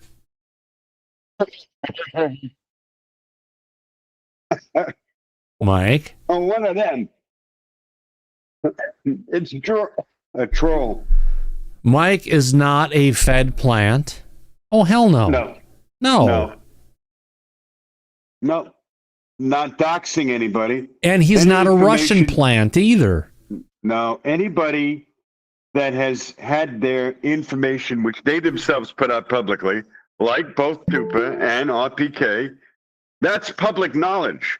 Not You mean doxing Sam anybody. and Josh? Sam and Josh. Let's just call them Sam and Josh. That's easy enough. Right. They actually put out the name of King Milkfart. They did that today. His actual name and the company that he works for. That's a family-owned company. Right. Multiple times today. So it's kind of like, we'll just call them Sam and Josh from now on, meaning Sam, also known as Tupa, and Josh, known as Red Panda Koala. Oh, and I got to find this one. Forgot about that. Oh.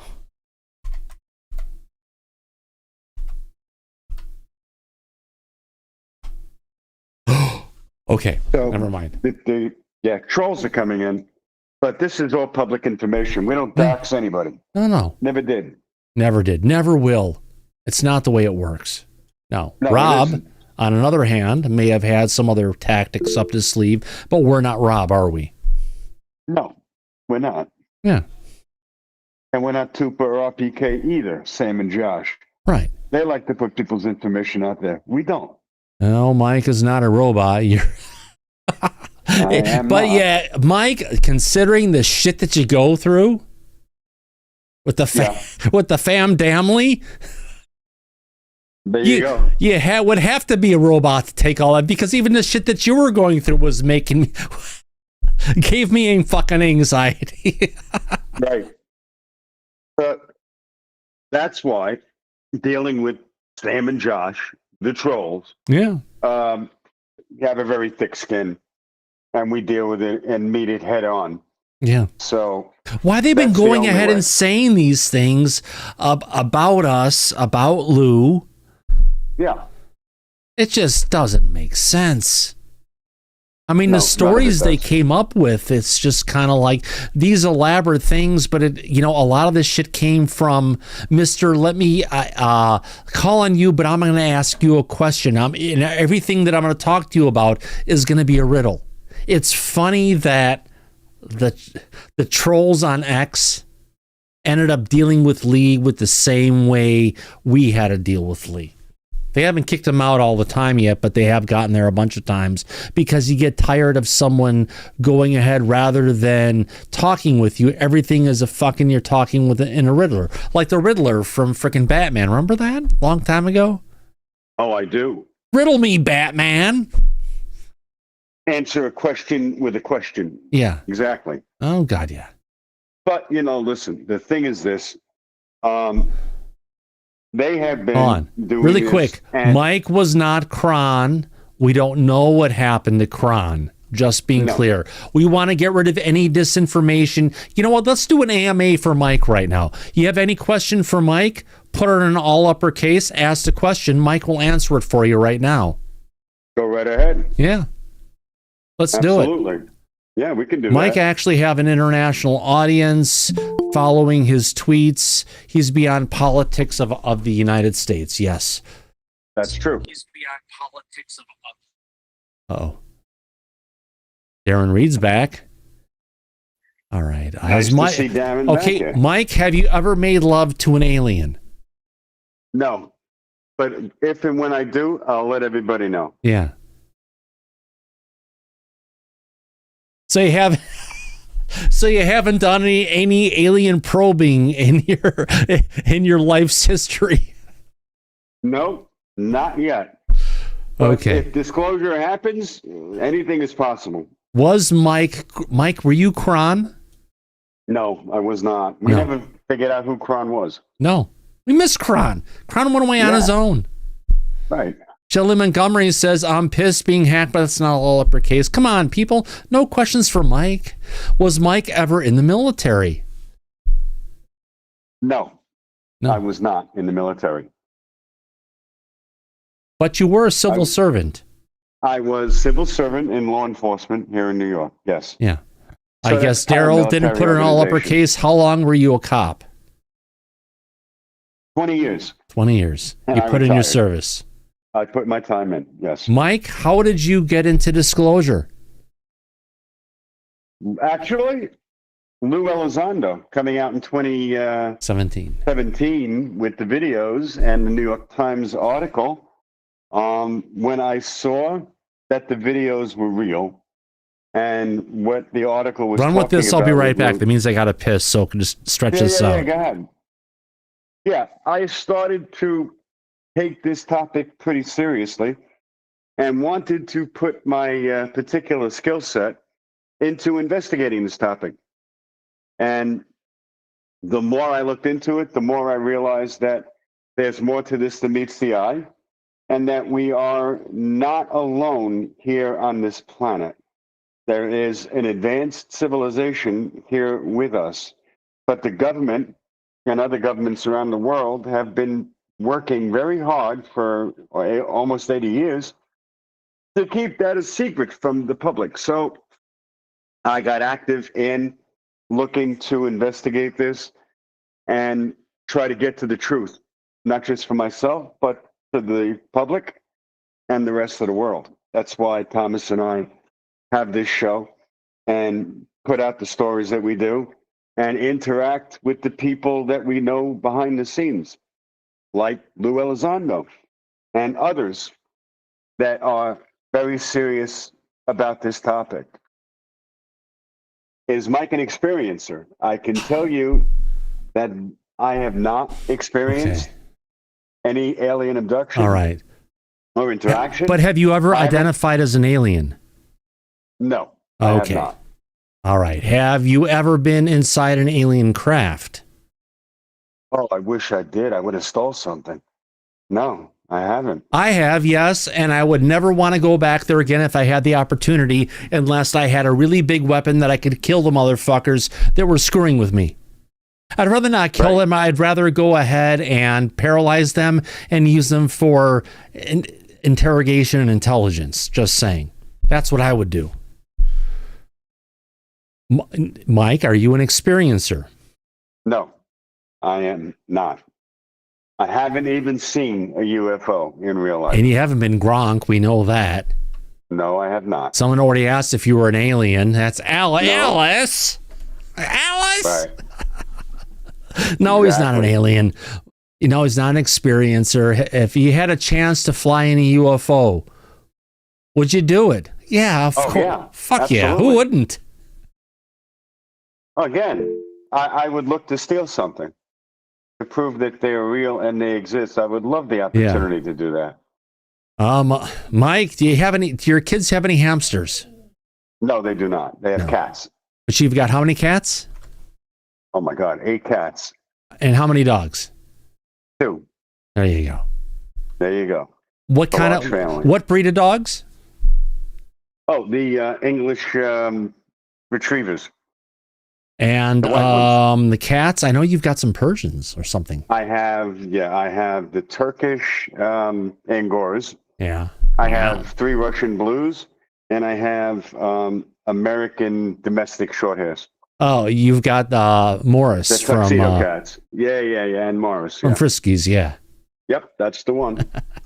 Nice. How did you and Thomas meet? We met. Well, Can I answer that really quick?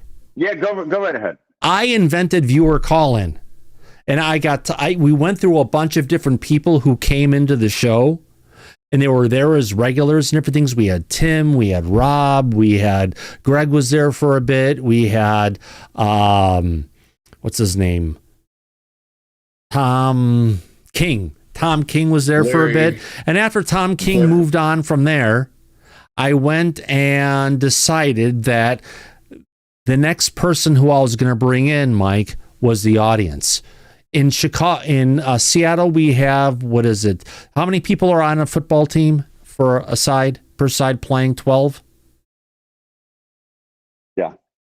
In Seattle, we have the 13th man, who is the audience. Right.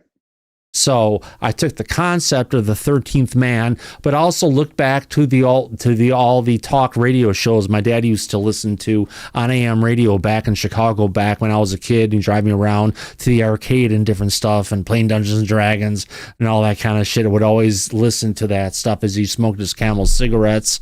And either that or his CB was mostly the AM radio, but it was always people calling in and stuff. And it just connected with me to go ahead and make Disclosure Tonight like that. And on the first night I opened it up, I had you, I had Swan, and I had Lee show up. I have screenshots somewhere around here. Right, but before that, you had me dealing with you privately. Before that, you and I were talking privately. Yeah, probably, yeah. Oh, I know we were. Because we were having discussions at that time about the show and what direction to go in. at that point, and you and I were having Well, a no, lot that of was at private the same talks. time you came in, and as soon as you came in, we started talking, and that's where I was talking about the show, the different things, saying I was tired. This has been going on. Disclosure is not happening. Different things, and I was actually getting ready to wind this thing down when you came in and kind of picked me up and said, said, "No, "You can't this do thing that." isn't going to end. It's too important. We got to continue it." Right. And I told you that I would help out any way I can to Yeah. make sure that you would be able to do this. All you have And- to do is say my name 3 times, Right. like Rumpelstiltskin, actually, Right. and And you'll we- pop in. Yeah, exactly. And I'm there anyway. So the thing is that from there, it moved forward till today, and it's something I'm very grateful for. Oh. Your friendship, your hospitality, and Thank how you, sir. well we work together in trying to deal with disclosure and everything that goes with that. my Considering friend. how I got along with my brother Ron, sorry, it's the truth. You're more than a brother to me. Let's just say that. Just as you are family to me as well. Yeah, absolutely, And my I'm friend. grateful that we're able to do this together. We have a cause. My pleasure. Yeah. Okay, Mike, do you think it's wise to go out and play when they knock or try to ignore our company? That's Shelley Montgomery. I know, I don't get it. No, I don't get it either. Let's move Can't on. answer it. Mike, do your cats like your dogs? Yes, they get along well, Do actually. they, believe it or do not. they clean each other and sleep together and stuff? Yeah, they play with each other. Yeah. Except the dogs are much bigger. They're 60 I know, but if you pounds each, started, so- if you started posting those videos on X, you probably get a lot more views for that than you would for your UFO stuff. Oh, more than likely, yeah. You're probably right about that. Is there a read on you? Wait a minute. Okay, Alice, why do you hide your face? I hide my face because in the circles that Thomas and I deal with, Washington, D.C., whistleblowers, classified information, if I was to put my face out publicly, I would put my family at great harm. And I have a large family. So I can't expose them to all of the danger that's out there, both from the government and from people like the trolls, because of what I do on the show with Thomas and on social media. The work that we do is important, but not so important that I would put my family in harm's way. So to protect them, I hide my identity, and people who are closest to me know exactly who I am and what I'm about and where I come from, and that is all that matters. But for the public, I can't risk my family for this. It wouldn't be worth it. If I had to choose one or the other, I would always choose my family over this work. If that makes any sense. That's my It justification. makes absolute complete sense, Mike. You have a disclosure life and you have a family life, and you like to keep the two things separate. Makes sense. Just like in politics and other things. Right. So, And the people who know me, who are close to me, they know who I am. I don't hide behind the mask. So the people who don't, like the trolls, that's why the mask is there. It's strictly for protection, nothing else. yeah, exactly. Next question. How long have you known Thomas? I think it was 2021, wasn't it? 2022? Yes. Yeah, time flies 2023? when you're having fun. It's been a few years, I'll have to go back and look. It's been at least 3 years, not longer. at least.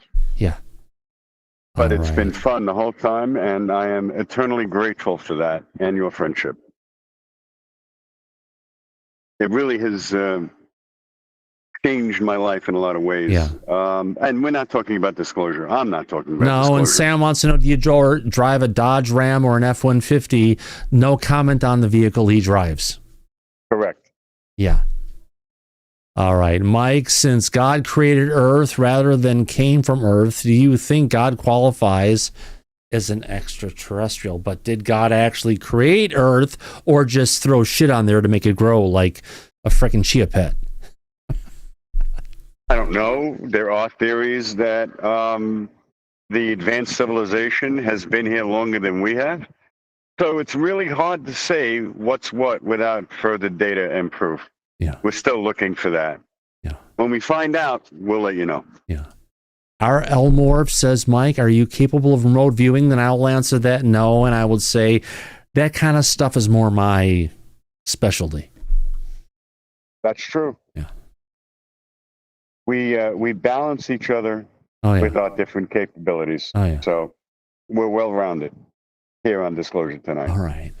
Any thoughts of Brandon Fugal and Skinwalker Ranch?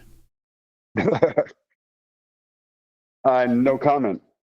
I would say there's stuff going on there. There's always been fuzzy stuff going on there for a period of time.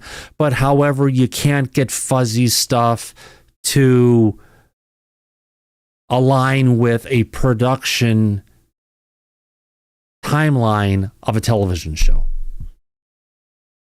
Right. So there is stuff going on there, but some of the stuff is like purely manufactured. We saw the one episode when Green Street was there, right, with a blue flashing light, and they saw something in the distance, and when they found the unit that was out there that had the blue flashing light, right, you can't take something like that and say, okay, we're going to have content for it's like Disclosure Tonight. Sometimes we're looking for stuff to go ahead and cover, but it's hard to find something, especially for how long does an episode last for? An hour, which is like 40 minutes of content edited with intros and changes and all that shit. Maybe 25 minutes of real content versus all the recap shit. You still have to have something. And if things aren't really happening, you can't have a show. So it's almost like this stuff, it needs to be shot like a year or two in advance so they can make sure they can have enough time for one season. But, funding goes. Well, that's true. Plus, you and I are also friends with one of the scientists that were on that show in the beginning. So I'm a little biased about it, which is why I tend to offer no comment. But believe what you will, it's an interesting show for people out there to watch. Think what you will of it. Oh, wonderful. The muscles in the back of my skull bid you welcome. Yeah, all right, Ross Colehart. Do you believe that Tic Tacs? Yeah, my muscles in the back of my neck just went and clamped down, and It's it about that came time. down and crawled around the head that way. Yeah, it's kind of there. Anything else? Well, Mike, there's a question for you that I won't answer. Do you know Anonymous or ever met before? Oh, you mean the group Anonymous? There's more than one. I haven't really met any people who claim to have been from that organization, but Okay. you never know. Yeah. Well, Alice, you've got some interesting questions tonight, Alice. You would almost think you're not a friend. Mike, why does he hide his face on air? We've just talked about this, didn't we? just answered that. Yeah. Listen to the replay and you'll get the full answer on that. Yeah. Anything else? Has Gary Nolan really got a sphere? Yes, he does. Yes, he does. And it doesn't have a line. It doesn't have holes. Nope. And it doesn't have alien language written on it. And it doesn't have a circuit pattern design on it that appeared out of nowhere over time. Okay, there are spheres in the air, right? Right. We had the guy, SOG Pilot. If you're out there, stop in again. We'd love to hear from you again.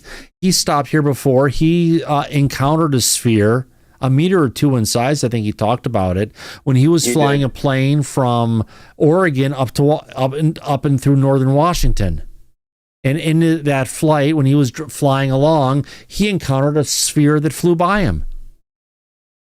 So, spheres, are they out there? Yes. The Boogosphere? No. No, definitely not. But we have two more people in the back, Mike, before we call us quits. Their hands up. We got Suck Mike and Rick. And Rick is going to want a survey of some kind. Let's do Rick first. Because if you want a survey, let's do it before we get too close to the end of the show. Rick, are you there? Oh, we're I'm past the sorry. end of the show.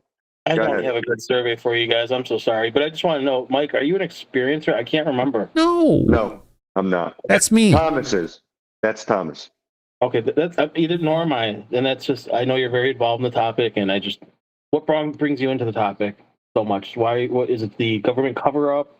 Is it knowing that there's more than what we know was out there? Anything that specifically sticks out? Or you're just so far stuck in the mud right now. No, like I said to answer this question earlier, it was Lou Elizondo coming forward. And once I realized that we are not alone on this earth, there is a presence here with us, it got me really fascinated and investigating this subject with my particular set of skills that made me want to get to the truth and see where it leads. And it does include government cover-ups, corruption, all of the usual suspects on this topic.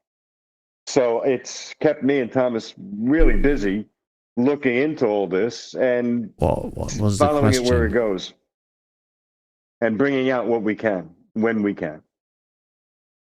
So it's kept us busy the whole time. Julian, if you asked a question, you didn't put it in all uppercase. I just searched through all my chat history. It's not there. Otherwise, I probably would have asked it, unless it was We already would've asked answered it, before. yeah. We've covered everything. Yeah, we had a good one tonight, Mike. Lou Elizondo It was stopped in. fun. A great show. Oh, it was. Oh, gosh, It yes. was great to have Lou and Gene join us. Oh, gosh, Nice yes. to get the update from Lou about breaking news and covering everything that we've been dealing with. I know. Let me see if I got this. Michael Dimog. Mike, do you dress like your picture? Yes, sometimes I do. But not always. I have a large family and I usually wear casual clothing most of the time. Oh, I found it. On.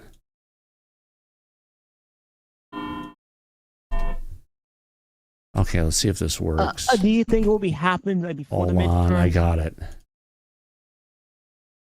What was that, my Do you friend? think if it's disclosed, then it would be like before the midterms?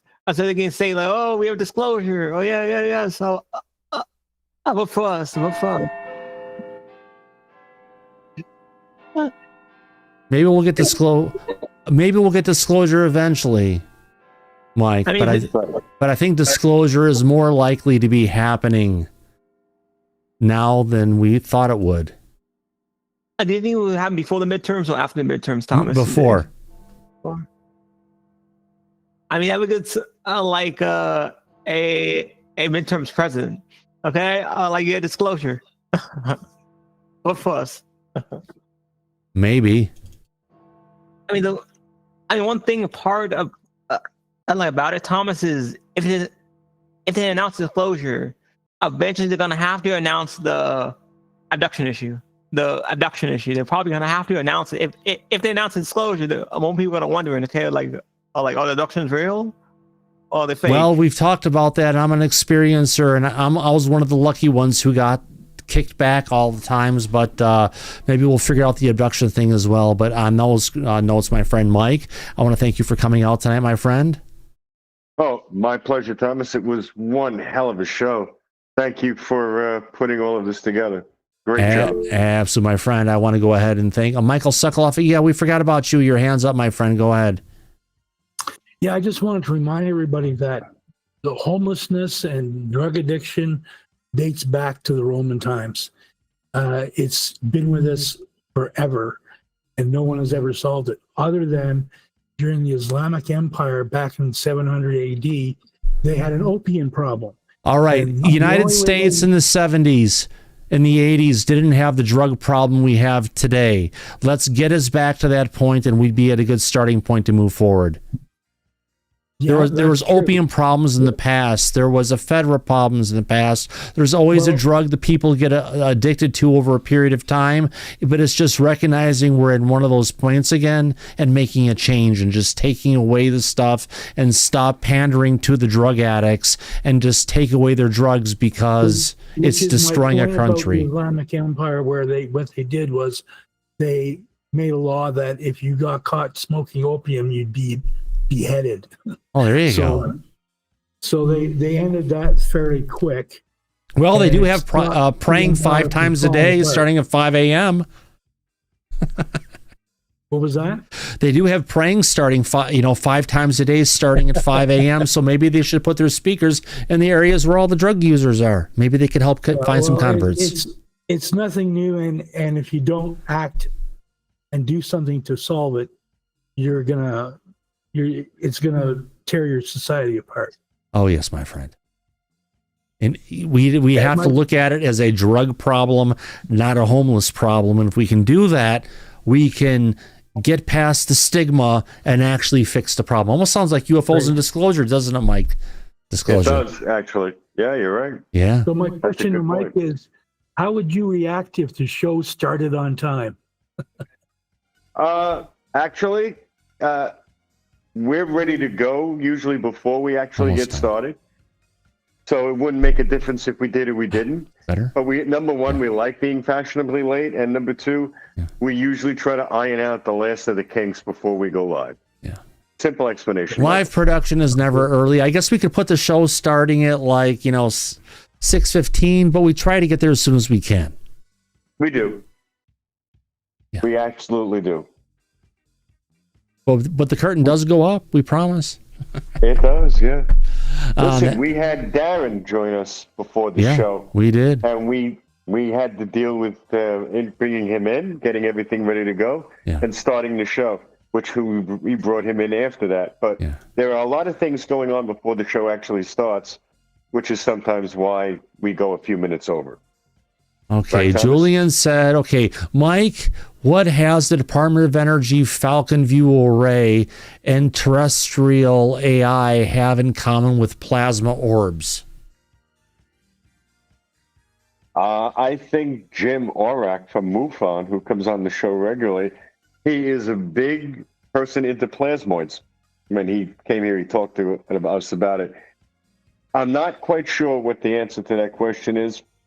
It's an interesting one, but I'm not really heavily involved in plasmoid theory, or I wouldn't be able to sufficiently answer that question on my own. But it's an interesting question. Do you have any insight into that, Thomas? No. Right. So there we go. No, we will try and get the answers. Sorry if you put in their caps and everything. It's up to me to go ahead and do that. Okay, you missed my question, he said. And then he came back and he said, where is it at? Just, Mike, what is the question? Then he came back and we answered, and he said, I've posted twice in capitals. This makes 3. Well, yeah, that's in capitals 3.